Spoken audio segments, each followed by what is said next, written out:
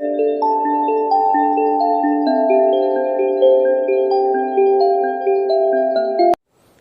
Morning વિદ્યાર્થી મિત્રો. Last લેક્ચરમાં આપણે સ્થાન, સ્થાનાંતર સદિશો, ત્યાર પછી જોયું હતું સદિશની સમાનતા. સદિશની સમાનતામાં આપણે 5 પ્રકારના સદિશો જોયા હતા. પહેલું સમાન સદિશ, બીજું ઋણ સદિશ, ત્રીજું સમાંતર સદિશ, ચોથું પ્રતિસમાંતર સદિશ અને પાંચમું અસમાંતર સદિશ. આ 5 સદિશો છે, હવે તમને ખ્યાલ આવી ગયો હશે.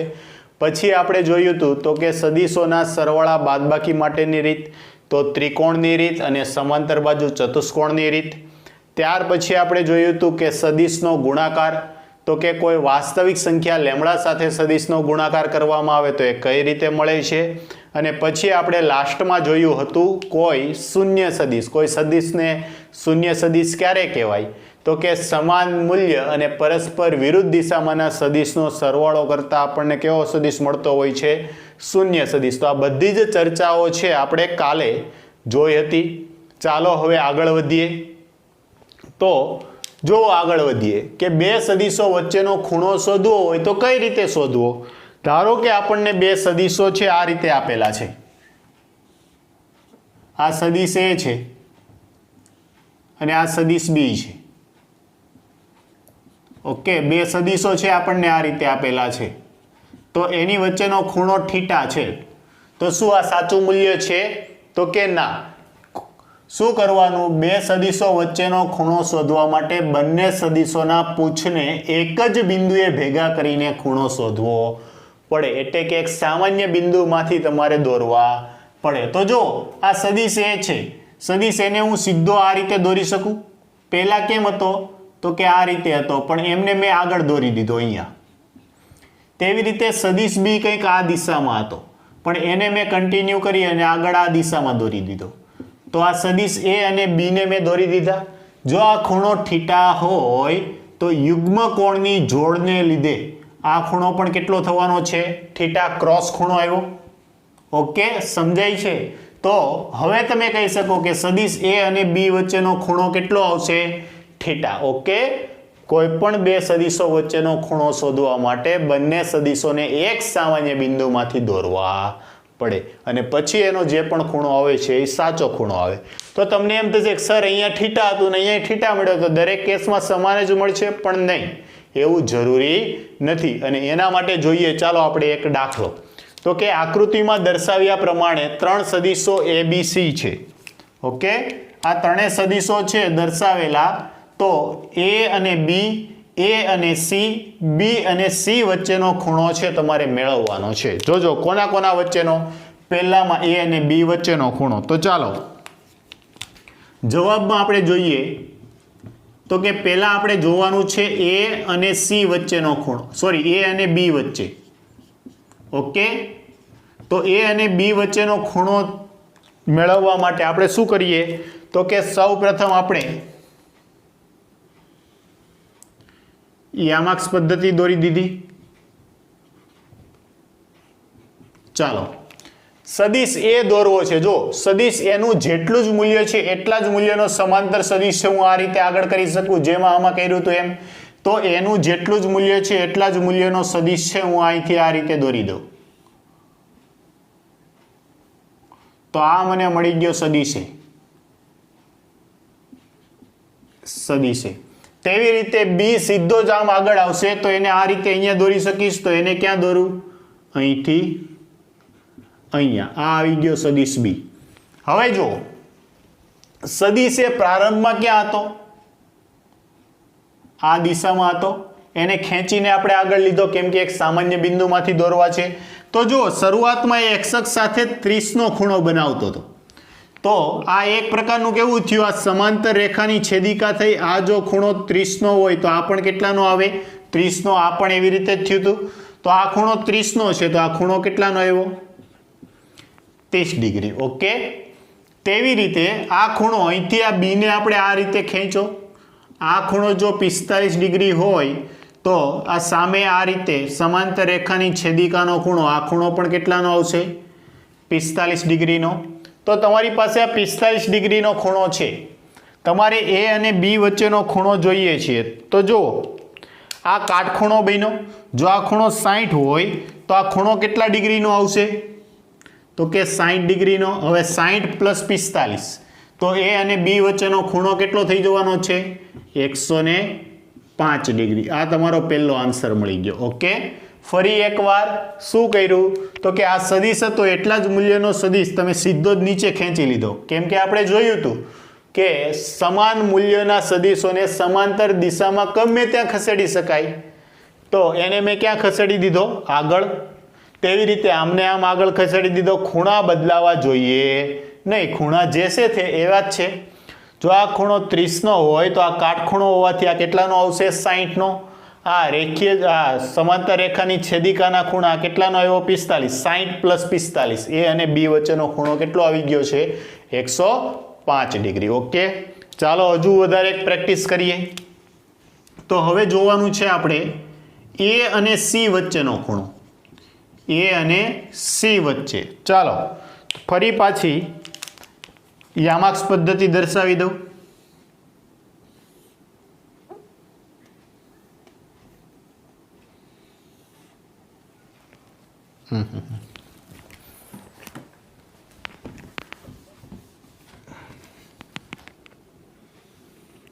ચાલો સીધી છે એવું માની લેજો ઓકે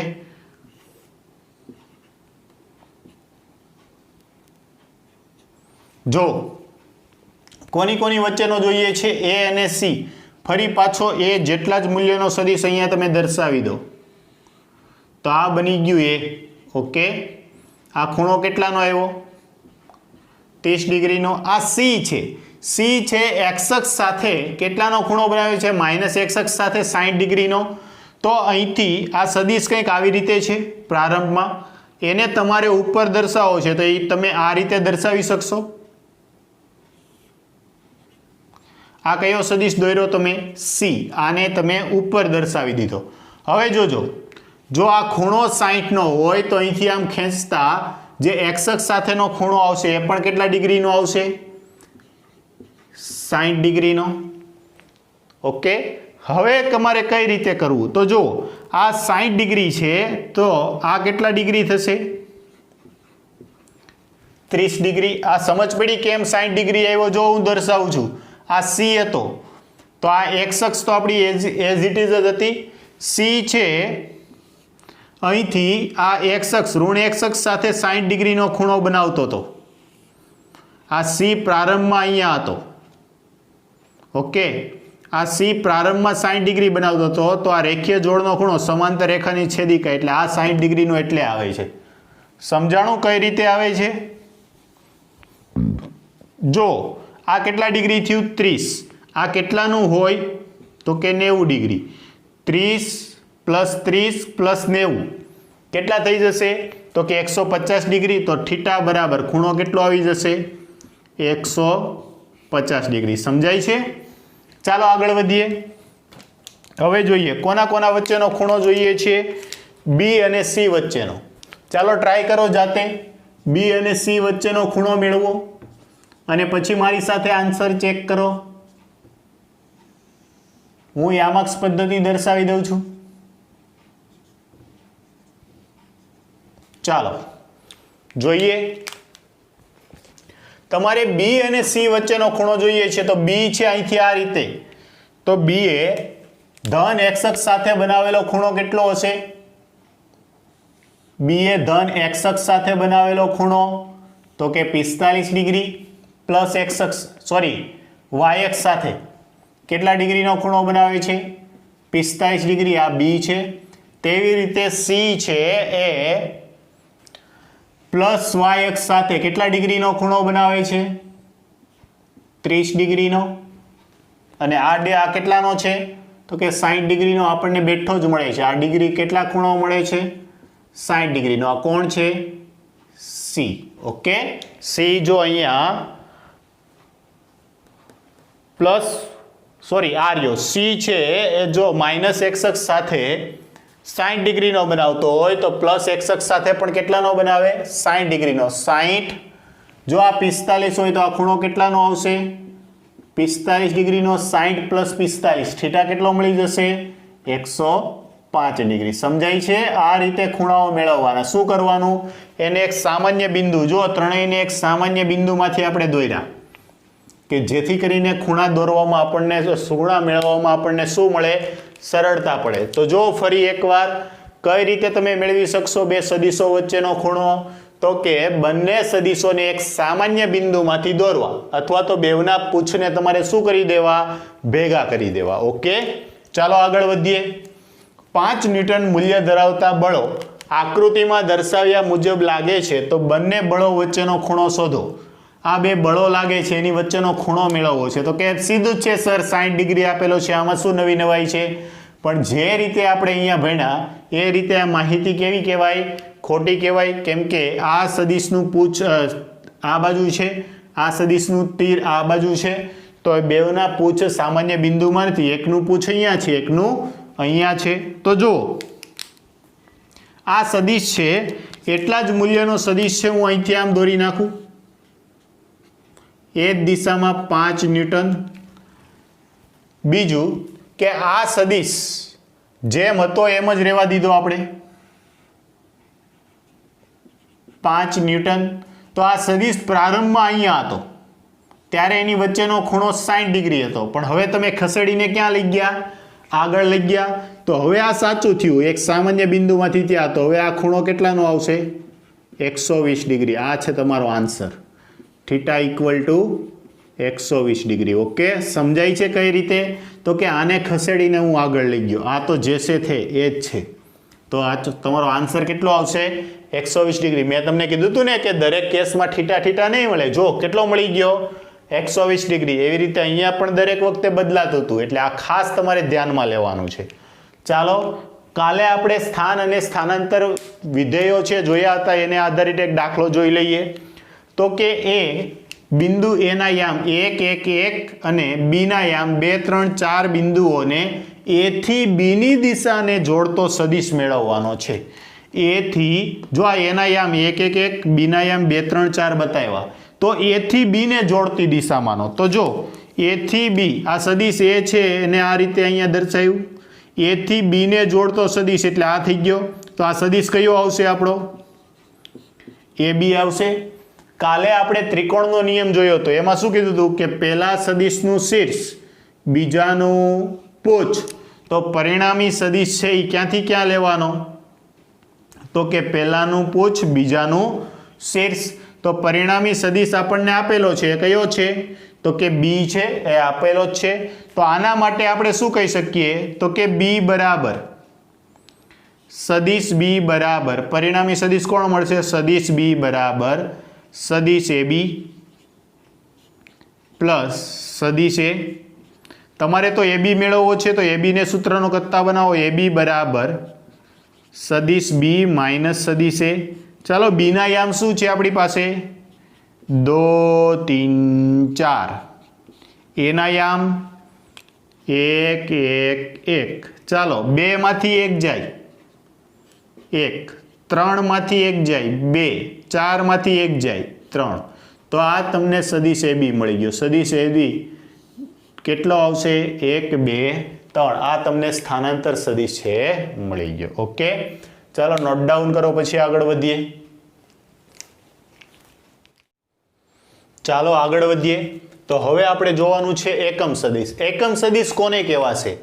તો કે જે સદિશનું મૂલ્ય 1 હોય તેવા સદિશને કેવો કહેવાય છે? એકમ સદિશ કહેવાય છે. જે સદિશનું મૂલ્ય 1 હોય તેવા સદિશને એકમ સદિશ કહેવાય છે. તો પ્રશ્ન એમ થશે કે જેનું મૂલ્ય જ 1 હોય એવા સદિશનું આપણે શું કામ? તો એવા સદિશની મદદથી આપણે ચોક્કસ દિશાનું નિર્દેશન કરી શકીએ છીએ. શું કરી શકીએ છીએ? ચોક્કસ દિશાનું નિર્દેશન. સદિશ એની દિશામાંના એકમ સદિશને એ કેપ વડે દર્શાવાય છે. આ ટોપી જેવી છે, જોજો. શેના વડે? એ કેપ વડે દર્શાવાય છે. તેને એ કેરેટ અથવા એ કેપ છે એવું વચાય છે. શું કહેવાય છે? એ કેરેટ અથવા તો એ કેપ એવી રીતે વંચાય છે. ફરી એકવાર, કોઈ પણ સદિશ છે, જો મને ખબર છે તમે લખવામાં આળસ કરો છો, કોઈ પણ સદિશ હોય એના માથે જો સદિશ હોય તો તીરની નિશાની દર્શાવવી ફરજિયાત છે. તમે ભલે હિન્દી લખતા ત્યારે પહેલા લખી નાખતા ને પછી લીટા કરતા, આમાં નહીં ચાલે, ભૂલાઈ જશે ક્યાં તમારે સદિશ કરવું અને ના કરવું. તેથી સાથે સાથે તમારી બતાવી દેવાનું. તો આ સદિશ તમે દર્શાવ્યો કહેવાય. પરંતુ જો વરસાદ આવતો હોય અને આ સદિશની માથે તમે ટોપી પહેરાવી દો તો આ થઈ ગયું કેપ. ટોપી નહીં, શું વચાશે? એ કેપ અથવા તો એ કેરેટ વંચાય છે. ખાસ ધ્યાન આપજો. ઓકે, કેવી રીતે? તો આવી રીતે ટોપી જેવી ચિહ્ન છે દર્શાવી દેવાનું. ચાલો આગળ વધીએ. તો કઈ રીતે દર્શાવાય? તો જોજો, કોઈ પણની દિશામાંનો, ધારો કે એની દિશામાંના એકમ સદિશને એ કેપ વડે દર્શાવાય તો એ કેપ બરાબર થશે કોઈ પણ સદિશ ના છેદમાં તેનું મૂલ્ય. કોઈ પણ સદિશ એટલે કે સદિશ એ ના છેદમાં એનું મૂલ્ય. આને શું કહેવાય છે? એ કેપ. ઓકે, તો જુઓ, કોઈ પણનું મૂલ્ય એટલે એને એમ પણ લખી શકાય, ખાલી એ વડે પણ દર્શાવી શકાય. કેમ કે મૂલ્ય છે એટલે તમારે હવે સદિશ અથવા તો માનની નિશાની ના દર્શાવો, ખાલી એ દર્શાવો. તો એ શું છે? એનું મૂલ્ય દર્શાવે. શું દર્શાવે છે? એમનું મૂલ્ય. તો સદિશ, મોડ ઓફ સદિશ, એનું મૂલ્ય શું થશે? એ. તો તમે એ કેપ બરાબર સદિશ એના છેદમાં એ દર્શાવો અથવા તો મોડ ઓફ એ દર્શાવી દો, બંને સાચા કહેવાય. તો એ કેપ બરાબર થયું શું? જો, એ કેપ બરાબર, તો કે એ કેપ બરાબર સદિશ ના છેદમાં, સદિશનું તમે શું લીધું? મૂલ્ય, છેદમાં સદિશનું મૂલ્ય. તો કોઈ દી તમને એમ પૂછવામાં આવે કોઈ પણની દિશામાંનો એકમ સદિશ એટલે શું? તો કે તે સદિશના છેદમાં તેનું મૂલ્ય. ફરી એકવાર, કોઈ પણ દિશામાંનો એકમ સદિશ કઈ રીતે દર્શાવાય? તો કે તે સદિશના છેદમાં તેનું મૂલ્ય. અહીંયા એ કેપ વડે એની દિશામાંનો એકમ સદિશ એટલે એ કેપ દર્શાવો છે તો એનું સદિશ એનું મૂલ્ય. ઓકે, તો આ રીતે છે આપણે દર્શાવી શકીએ છીએ. બીજું કે જો અહીંયા સદિશ એ અને એનું મૂલ્ય, ધારો કે એને કંઈક એકમ છે, મીટર છે, તો છેદમાં એના મૂલ્યને પણ શું આવશે? મીટર એકમ આવશે. મીટર મીટર કેવા થઈ જશે? કેન્સલ આઉટ થઈ જશે. તો તમે એમ કહી શકો કે એકમ સદિશ છે, એકમ સદિશ એકમ રહિત છે. એકમ સદિશ એકમ રહિત છે. સાથે સાથે એકમ નહીં હોય તો એનું પરિમાણ પણ હોવાનું નથી. તો એ કેવો છે?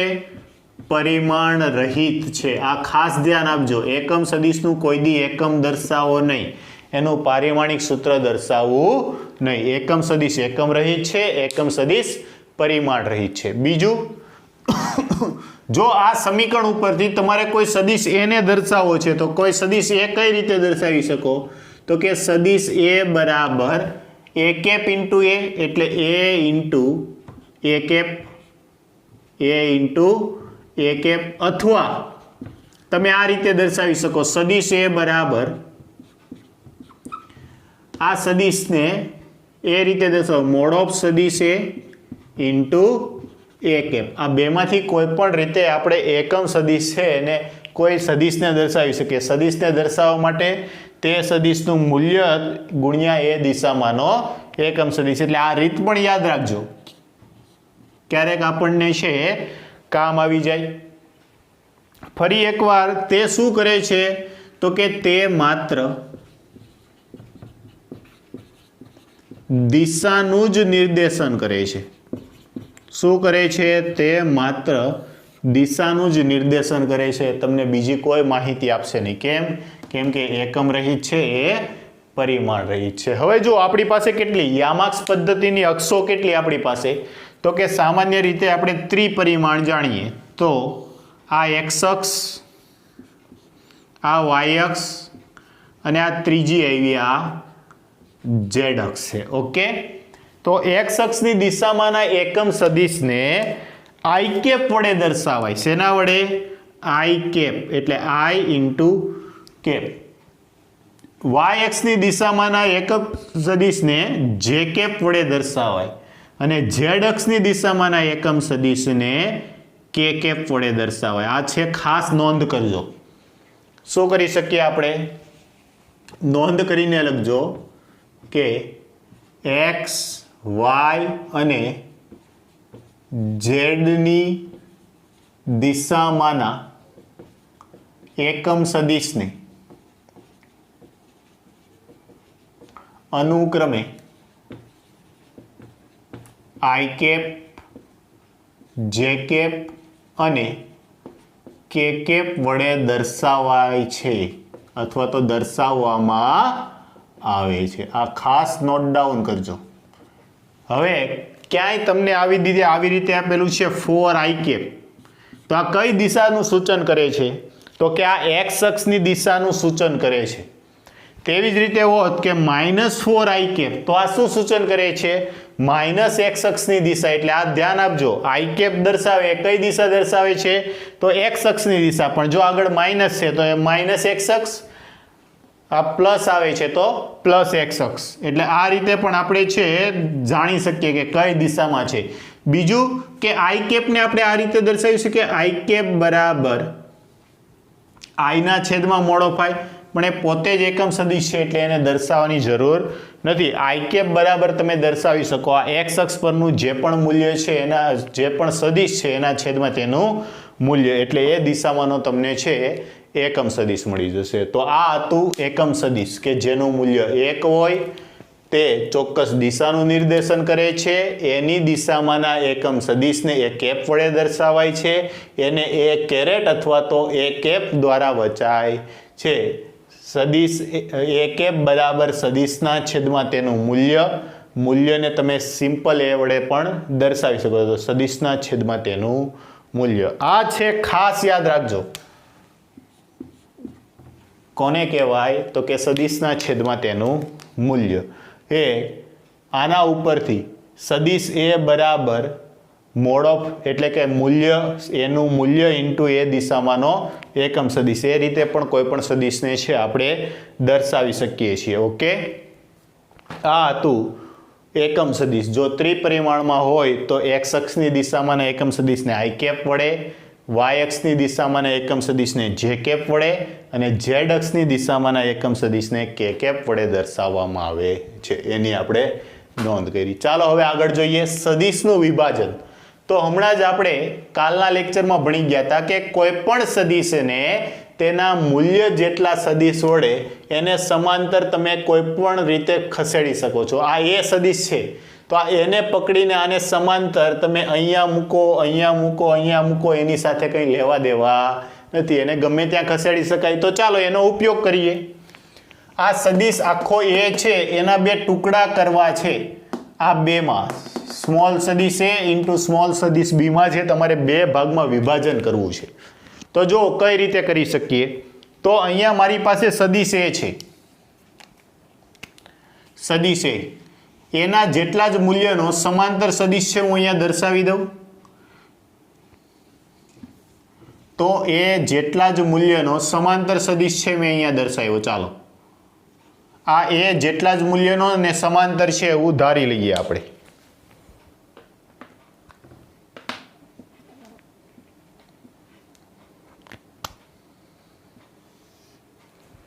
ચાલો આ લીધો આપણે, એ જેટલા જ મૂલ્યનો સમાંતર સદિશ છે અહીંયા લઈ લીધો એ.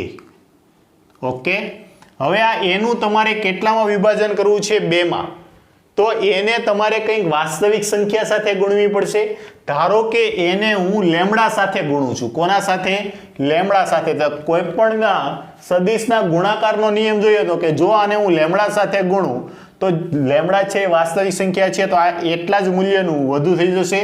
તો આને તમે લેમડા સાથે ગુણતા આનું મૂલ્ય છે ધારો કે આ રીતે આવ્યું, લેમડા ઇન્ટુ એ. કેટલું આવશે? લેમડા ઇન્ટુ એ. આ તમે કોને ગુણ્યો? એને ગુણ્યો. ઓકે, તો એ સદિશ હવે એટલો થઈ ગયો, લેમડા ઇન્ટુ એ. તેવી રીતે બી ને તમે મ્યુ વડે ગુણો છો તો બી જેટલા જ મૂલ્યનો સદિશ છે તમે અહીંયા દર્શાવી શકો, સમાંતર સદિશ. તમે કોની સાથે ગણ્યું? મ્યુ સાથે, મ્યુ ઇન્ટુ બી. તો જો આપણે કાલે સદિશના સરવાળા માટેના ત્રિકોણના નિયમો જોયા હતા કે આ સદિશ પહેલો છે તો પહેલાનું શીર્ષ આ સદિશ 2 છે તો 2 નું પૂછ જો એકબીજા પર આવતું હોય તો પરિણામી સદિશ છે પહેલાના પૂછમાંથી બીજાના શીર્ષ સાથે જોડતા મળે તો આ પરિણામી સદિશ કયો છે એ છે તો પરિણામી સદિશ શું થશે જો આ તીર તો આ પરિણામી સદિશ પહેલાથી બીજા તરફ હોય તો સદિશ એ બરાબર થશે લેમ્ડા સદિશ એ પ્લસ મ્યુ સદિશ બી જ્યાં લેમ્ડા અને મ્યુ વાસ્તવિક સંખ્યા છે કેવી સંખ્યા છે વાસ્તવિક સંખ્યા એટલે એ પ્લસ પણ હોઈ શકે માઇનસ પણ હોઈ શકે ઓકે તો આ હતું સદિશનું વિભાજન કોઈ સદિશ એ છે એના બે ટુકડા કરી નાખ્યા હવે લેમ્ડાનું મૂલ્ય કંઈક હશે મ્યુનું મૂલ્ય કંઈક હશે એ સંખ્યા છે આપણને ખ્યાલ નથી તો આ સદિશનું બે ભાગમાં વિભાજન કરી નાખ્યું એવું કહેવાય સદિશ એ બરાબર આ બેવના મૂલ્યનો સરવાળો કરો તો સદિશ એનું મૂલ્ય મળે ઓકે તો ચાલો અમને નોટ ડાઉન કરો પછી આગળ આપણે વધીએ ચાલો આગળ વધીએ દ્વિપરિમાણમાં સદિશનું વિભાજન છે એ કઈ રીતે કરવું તો જો અહીંયા દ્વિપરિમાણ x અને y અક્ષ પર ના xy સમતલમાં એક સદિશ એ દર્શાવેલો છે જે x અક્ષ સાથે થીટા કોણ બનાવે છે હવે આ તમારે સદિશ એનું છે વિભાજન કરવું છે બે ઘટકોમાં તો કઈ રીતે કરવું અને એને કઈ રીતે મેળવવું તો જો સામાન્ય રીતે આપણે ત્રિકોણમિતિ છે ભણી ગયા જોજો ધ્યાન આપજો અહીંયા હું એક બીજી રફ આકૃતિ બનાવું છું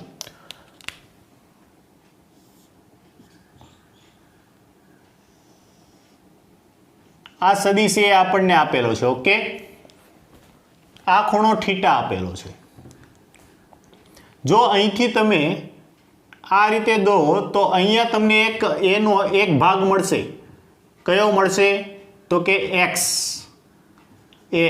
અને બીજો ભાગ મળશે ay તો જો આ એક પ્રકારનો કાટકોણ ત્રિકોણ થયો તો આ શું બની ગયો કર્ણ બની ગયો અને કર્ણનું મૂલ્ય સદિશ એનું મૂલ્ય એ થઈ જશે હવે આપણે જાણીએ શું જાણીએ છીએ તો કે sin થીટા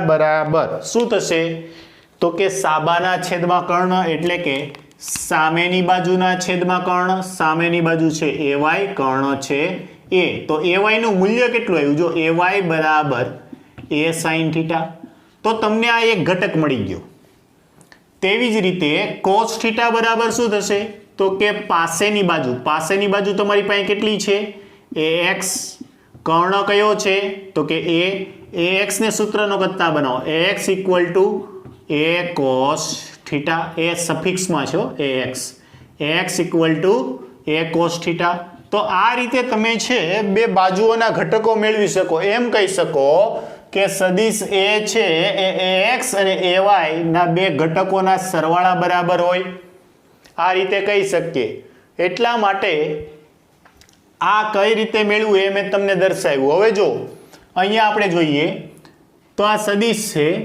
તો આ સદિશને આપણે બે ભાગમાં વહેંચી નાખીએ આ ભાગ છે ax આ ભાગ છે ay તો આ ay જે પણ સદિશ આવશે એટલા જ મૂલ્યનો સમાંતર સદિશ છે હું અહીંયા દર્શાવી શકું તો હું અહીંયા દર્શાવું છું આમને આ ભાગને ay અને આમને કહું છું ax તો સદિશ એનો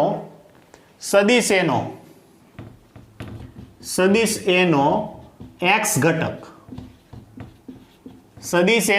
ઘટક તો આ x ઘટક આવ્યો x ઘટકને આપણે શેના વડે દર્શાવીએ છીએ ax is equal to a cos theta એનો મતલબ એવો થયો કે જે સદિશનો જે ખૂણો બનાવે છે એ બાજુ કઈ આવશે cos ઘટક આવશે તેવી જ રીતે સદિશ એનો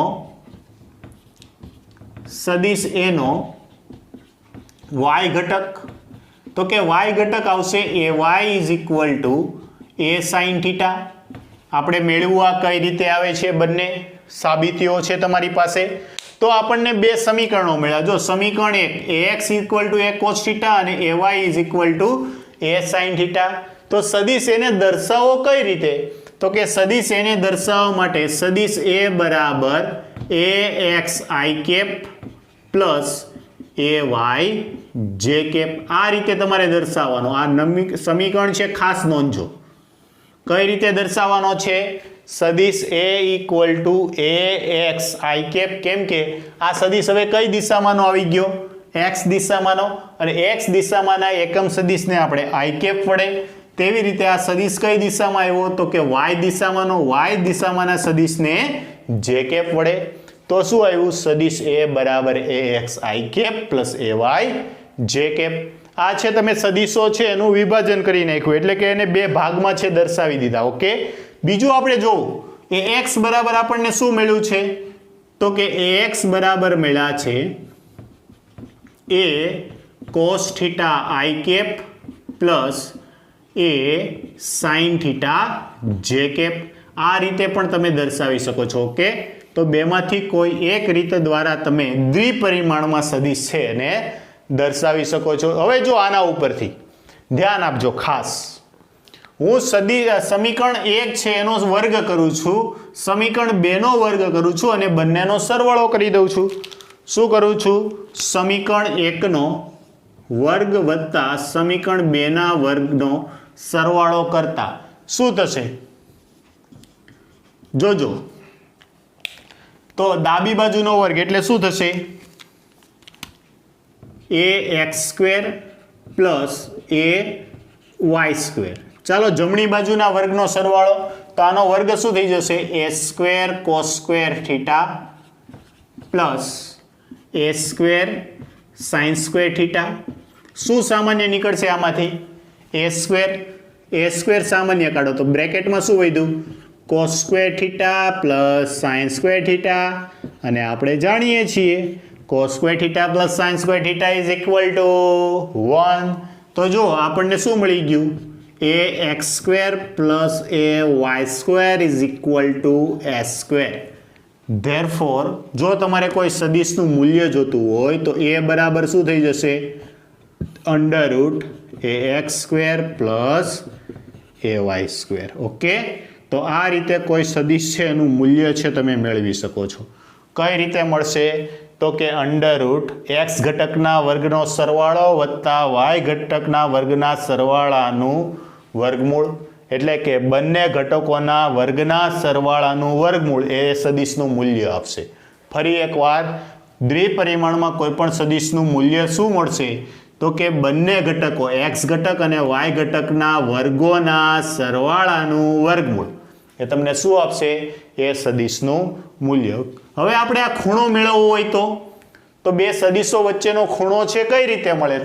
તો કે ખૂણો મેળવવા માટે જો આ સમીકરણ 1 અને આ સમીકરણ 2, સમીકરણ 1 અને 2 નો ગુણોત્તર લઈ લો. શું કરો? ગુણોત્તર લઈ લો. તો કે સમીકરણ 1 અને 2 નો ગુણોત્તર લેતા શું થશે? તો કે સમીકરણ 2 અને 1 નો ગુણોત્તર લઉં છું. સમીકરણ 2 અને 1 નો ગુણોત્તર લેતા ચાલો બે સમીકરણ કયું છે આપણું?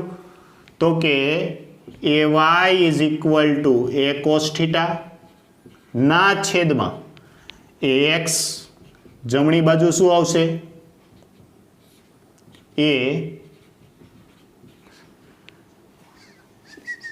ay is equal to a sin theta, ax equal to a cos theta, A cancel out થઈ ગયા.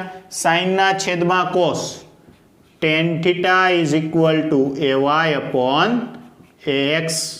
તેથી થીટા ઇઝ ઇક્વલ ટુ શું થઈ જશે? tan inverse ay upon ax. આ રીતે છે તમે ખૂણો મેળવી શકો. ઓકે, તો આ ખૂણો કઈ રીતે મેળવવો? એ સૂત્ર શું આવશે? થીટા બરાબર y ઘટકના છેદમાં x ઘટક. શું આવશે? ફરી એકવાર, ખૂણો મેળવવા માટે theta is equal to tan inverse y ઘટકના છેદમાં x ઘટક, અથવા તમે એમ કહી શકો કે y અક્ષના છેદમાં x અક્ષ, y અક્ષ પર જેનું જેટલું મૂલ્ય છે છેદમાં x અક્ષ પરનું મૂલ્ય. ઓકે, તો સમજાઈ ગયું? દ્વિપરિમાણમાં કોઈ પણ સદિશ છે એના ઘટકો પાડવા માટે આ જે રીત કીધી આ તમારે ક્યાંય એક્ઝામમાં લખવાની રહેતી હોતી નથી. આ તમારી સમજ માટે છે કે કઈ રીતે આવ્યું. તો કે ay equal to a sin theta કઈ રીતે આવ્યું? તો આ સદિશ a છે, x ઘટકને આપણે ax ધાર્યો, y ઘટકને આપણે ay ધાર્યો. આ ખૂણો થીટા છે તો sin થીટા બરાબર સામેની બાજુના છેદમાં કર્ણ સામેની બાજુ ay કર્ણનું મૂલ્ય a. આમાંથી ay ને સૂત્રનો કરતા બનાવો તો a sin θ cos θ બરાબર પાસેની બાજુના છેદમાં કર્ણ ax ના છેદમાં ax બરાબર a cos θ. આ રીતે યાદ રાખો, ના રહે તો અથવા તો એક કોમન રીત જે સિમ્પલ તમારે યાદ રાખવાની છે કે સદિશ જે અક્ષ સાથે ખૂણો બનાવે ને એ અક્ષ પરનો ઘટક છે cos આવે. ફરી એકવાર, સદિશ જે અક્ષ સાથે ખૂણો બનાવે એ અક્ષ પરનો ઘટક છે એ cos આવે અને એની સામેની અક્ષ પરનો, તો આ સામેની અક્ષ એને સમાંતર કઈ આવે y અક્ષ, એ ઘટક કયો આવશે sin આવશે. ઓકે, એના ઉપરથી આ બંનેના વર્ગના સરવાળા લીધા તો આપણને મળ્યું a બરાબર √ax² પ્લસ ay² અને સમીકરણ 2 અને 1 નો ગુણોત્તર લીધો તો આપણને ખૂણો મળ્યો θ = tan ઇન્વર્સ ay/x. ચાલો આગળ વધીએ. તો કે ત્રિપરિમાણમાં સદિશનું જે દર્શાવવાની રીત છે, વિભાજન છે, કઈ રીતે કરવું? તો જો અહીંયા એક સદિશ a દર્શાવેલો છે. આ સદિશ આ x અક્ષ સાથે કેટલો ખૂણો બનાવે છે આલ્ફા. તો આ સદિશનો x ઘટક કયો? તો કે x ઘટક આવશે એ x = a cos θ. θ ને બદલે ખૂણો કેટલો છે આલ્ફા. આ તમને x ઘટક મળી ગયો. ચાલો y માટે, તો y ઘટક માટે તે y અક્ષ સાથે કેટલો ખૂણો બનાવે છે બીટા. તો મેં એમ કીધું હતું કે સદિશ જે અક્ષ સાથે ખૂણો બનાવે એ ખૂણો કેટલો હશે cos હશે. તો ay = a cos બીટા. ચાલો નેક્સ્ટ, સદિશ એ છે z અક્ષ સાથે કેટલો ખૂણો બનાવે છે તો કે ગામા. તો az = a cos gamma. Okay, તો ત્રણ ઘટકો મળ્યા. જે રીતે અહીંયા ax અને ay મળ્યા તેવી રીતે ત્રિપરિમાણમાં આપણને ત્રણ ઘટકો મળ્યા ax, ay અને az. આને પણ જો આપણે દર્શાવવું હોય કે એને કઈ રીતે દર્શાવો તો કોઈ પણ સદિશ a ને આપણે axi plus ayj plus az વડે દર્શાવી શકીએ. ઓકે, આ ત્રિપરિમાણમાં સદિશને દર્શાવવા માટેની મેથડ, રીત. તો આમનું મૂલ્ય કઈ રીતે? તો કે ત્રિપરિમાણમાં સદિશનું મૂલ્ય થશે √ax² plus ay² plus az². તો આ થઈ ગયું સદિશને કઈ રીતે દર્શાવવો એની રીત. જો દ્વિપરિમાણમાં હોય તો વર્ગમૂળમાં ax² પ્લસ ay² અને જો ત્રિપરિમાણમાં હોય તો ax² plus ay² plus az². જ્યાં ax, ay, az શું છે? x અક્ષની દિશામાંનો ઘટક, y અક્ષની દિશામાંનો ઘટક અને z નો ઘટક. આ ત્રણેય ઘટકો છે. ઓકે, બીજું જુઓ કે ત્રિપરિમાણમાં હોય તો સ્થાન સદિશ r ને આ રીતે દર્શાવે. સ્થાન સદિશ r બરાબર xi plus yj plus jk. જ્યાં x, y, z અનુક્રમે xy અક્ષ પરના ઘટકો છે. શું છે? એના પરના ઘટકો. જે રીતે x અક્ષની દિશામાં x અક્ષ પરનો ઘટક છે તેવી રીતે અહીંયા માત્ર x દર્શાવેલું છે. ઓકે, તો આ હતું ત્રિપરિમાણમાં સદિશને વિભાજન છે કઈ રીતે કરવું. ચાલો એને આધારિત દાખલો જોઈ લઈએ. આપણને એવું આપે કે સદિશ એ છે 2i plus 3j minus 5k હોય તો સદિશનું મૂલ્ય કેટલું? તો જો સદિશના મૂલ્ય માટેનું સૂત્ર આપણી પાસે બેઠું છે. શું કરો તમે? તો કે સદિશનું મૂલ્ય માનાંકમાં સદિશ a બરાબર ખાલી a વડે પણ દર્શાવાય. આપણે અહીંયા દર્શાવેલું છે એનું મૂલ્ય બરાબર વર્ગમૂળમાં ax² plus ay² plus az². ચાલો ax બરાબર આપણી પાસે કેટલા છે? જો સદિશને આની સાથે સરખાવવા બંનેને તો ax બરાબર મળશે આપણને 2, ay બરાબર મળશે 3, az બરાબર મળશે -5. ચાલો કિંમત મૂકીએ તો કે આવશે 2નો વર્ગ વત્તા 3નો વર્ગ વત્તા -5નો વર્ગ. 5નો વર્ગ 25 -5 છે પણ વર્ગ થતાં 25 પ્લસ થઈ જશે. 25 ને 9 34, 34 ને 4 38, તો આનો આન્સર આવશે વર્ગમૂળમાં 38. તો સદિશ એનું મૂલ્ય એને માનાંકમાં સદિશ એ વડે દર્શાવો અથવા તો ખાલી એ વડે દર્શાવો. કેટલું આવશે આન્સર? 38. એકમ જો આપેલો હોય તો લખવાનો, બાકી લખવાની જરૂર રહેતી નથી. ઓકે, તો આ હતું સદિશોનું વિભાજન. તો ખાસ તૈયાર કરજો, આ ખૂબ જ ઇમ્પોર્ટન્ટ માહિતી છે સદિશ માટે. અને 11-12 સાયન્સમાં તમે જ્યાં જ્યાં સદિશની ચર્ચા કરશો ત્યાં તમને આવા ઘટકો પાડવાની વાત છે આપણે ડગલે ને પગલે આવતી હોય છે. તેથી આપ ખાસ કરીને તૈયાર કરજો. જ્યાં પણ તમે અટવાવ છો, જ્યાં નથી સમજ પડતી, ત્યાં એની ટાઈમ મારો કોન્ટેક્ટ કરજો. ઓકે.